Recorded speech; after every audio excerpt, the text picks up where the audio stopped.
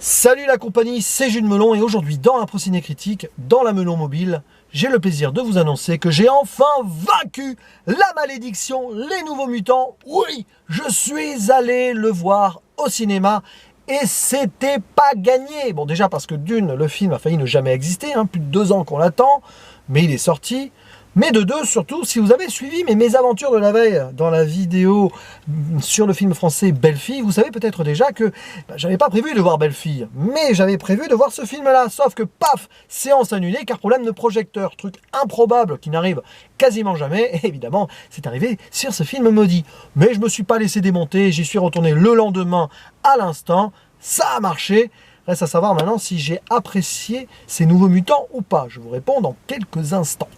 Précisons tout d'abord que c'est un métrage de la firme Marvel qui rentre dans la catégorie X-Men, mais qui n'est pas dans la suite logique de cette saga qui me semble s'est terminée plus ou moins l'année dernière avec Dark Phoenix. Mais bon, je ne suis pas très connaisseur, je dis ça comme ça.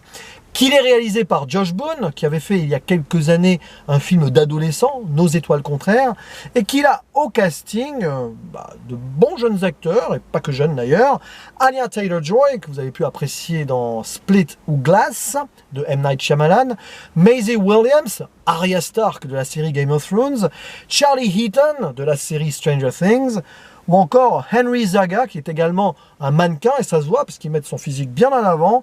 Il y a également Blue Hunt, qui est la protagoniste principale du film, une jeune amérindienne, et Alice Braga dans le rôle de la docteure. Citons également la voix de Marilyn Manson, chanteur rock metal, pour l'une des créatures qu'on voit vers la fin du métrage. Alors, bon, quelle est l'histoire déjà? Ah oui, je laisse miroiter mon avis, de ces Nouveaux Mutants. Celle de Nouveaux Mutants, vous allez me dire, mais nouveau comment?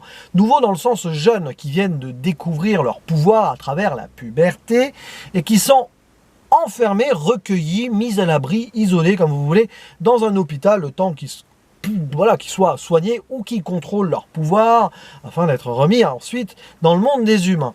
Et on suit la trajectoire d'une jeune Cheyenne qui s'appelle Danielle Munster et qui est donc la dernière arrivante donc dans cet hôpital, qui doit forcément premièrement s'intégrer auprès des autres jeunes. Il y a autour d'elle Illyana Rasputin, jouée par Anya Taylor-Joy, qui est un petit peu en mode pain bêche, blonde, voilà. Je me demande quelle perruque ils lui ont mis à un moment à Anya Taylor-Joy, mais bon, peu importe. On n'est pas là pour parler de problèmes capillaires. Il y a Rain Sinclair qui est très sympa avec elle. Sam, un peu paumé, voilà.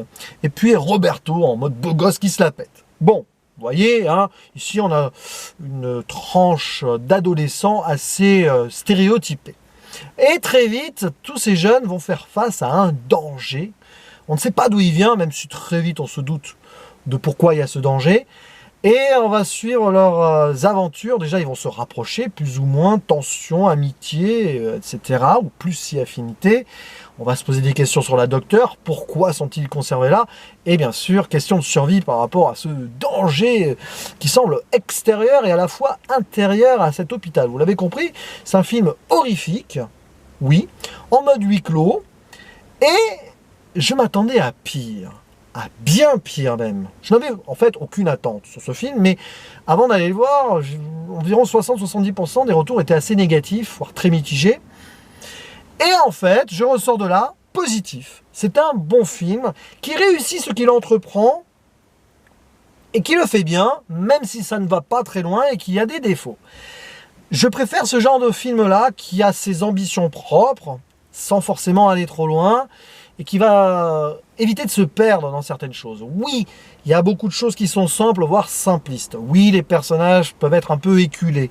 Mais, avec ce film, on prend le temps de les installer dans la première partie du film, tant et si bien qu'on s'attache à leurs soucis, à leurs démons intérieurs, à leurs doutes, à leur évolution. Et c'est ça qui est fort dans ce film, parce que si vous voulez quand même que ce côté huis clos horrifique fonctionne, il faut avoir peur pour les personnages. Et du coup, toute la première partie s'attache à justement nous faire nous attacher à ces protagonistes. Et là-dessus, ça fonctionne très bien.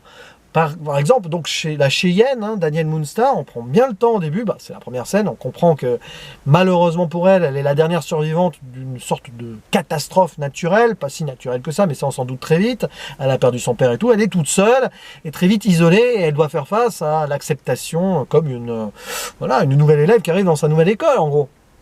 Et à travers elle, on va suivre autour donc ces personnages-là.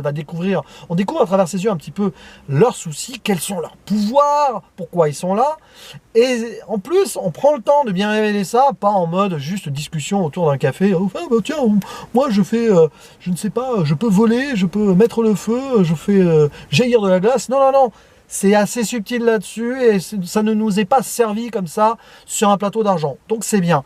Sur le plan horrifique, j'avais peur que ça parte en mode jumpscare dans tous les sens. Et finalement, non, c'est plus subtil parce qu'il y a un crescendo dans l'atmosphère et la tension.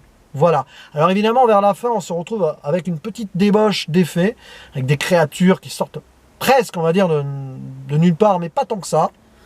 Parce que ça nous est teasé avant dans le film, à travers les peurs des personnages, tout ça. Mais ça fait le boulot. Ça peut faire flipper. Alors moi, j'ai pas ressenti un flip total, mais quand même, la fameuse créature où Marilyn Manson prête sa voix, ouais, ça fait son effet quand même. Je pense que ceux qui ont un petit peu peur sous leur couette, pardon, sur leur, ils peuvent être sur leur couette aussi s'ils veulent, hein. Quand ils verront ce film chez eux, s'ils ne le voient pas au cinéma, ils vont ressentir leur effet un petit peu de panique quand même. Mais voilà, après, on sent quand même que ce film fait qu'1h30 et qu'il aurait pu en faire, allez, au moins 20 de plus. Il y a des raccourcis par moment. Et en fait, le seul vrai bémol de ce métrage, c'est la transition avant la fin. Et la fin qui est en mode, ça pète de partout. Assez réussi quand même. Les effets spéciaux ne sont pas dégueulasses. C'est pas catastrophique, mais c'est pas top non plus quand même, hein. C'est correct, je m'attendais à plus de bouillie numérique que cela. Et c'est vrai qu'on est un peu dans une surenchère finale, mais qui est teasée et anticipée avec même, je dirais, le début du film. Il y a une cohérence. J'aime bien quand ces films partent d'un point A et arrivent à un point B, tout en faisant référence au point A et à l'évolution entre ces points A et B entre-temps. Ce film là-dessus est bien écrit, même si c'est simpliste. Donc ça fait le boulot. Donc pour moi, ça a marché. L'émotion pour les personnages est plutôt bien présente, on la ressent. À la fin, je me suis surpris à avoir une petite tension quand même. Donc ça veut dire que ça a marché, tout simplement. On voit quand même que Josh Boone avait fait Nos étoiles contraires avant, hein, puisqu'il développe les relations adolescentes. C'est un peu la qualité du défaut du film, ou le défaut de la qualité du film, parce que oui, il développe ses personnages, mais on est dans l'affect ado, un petit peu de base quand même. Le film ose un petit peu aussi jouer avec les codes actuels, j'en dis pas plus, j'ai pas envie de vous révéler certaines relations ou non-relations entre les personnages, mais ceux qui ont vu le film voient de quoi je veux parler. C'est bien, c'est dans l'air du temps, sans que ça soit trop forcé, même si ça peut paraître gratuit, entre guillemets, enfin, pourquoi pas, mais en tout cas, ça passe, et c'est naturellement que l'histoire se déroule à ce niveau-là, donc très bien. Donc voilà, là-dessus, j'ai pas grand-chose de plus à dire, sinon ça viendrait à spoiler pas mal de choses. Il y a aussi toute une dimension horrifique sur le plan des monstres, des créatures, qui est bien gérée. Un univers qui pourrait être à la Lovecraft, d'ailleurs, dans ce film, entre une grande créature, j'en dis pas plus, ou ces petits démons, là, les Smiling Men, hein, c'est comme ça qu'ils sont crédités pour la voix de Marilyn Manson. Ouais, il y a ce côté-là qui est bien avancé. Je préfère ce genre horrifique-là qui sort de la psychologie, clairement. Après, il y a un défaut quand même qui est majeur, qui m'empêchera de mettre 8 sur 10. Je vais rester à 7, ce qui est déjà une très très bonne note, hein.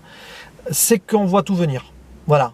L'enjeu, le problème, la menace, très vite, dès le début, j'ai su d'où ça venait, tout simplement.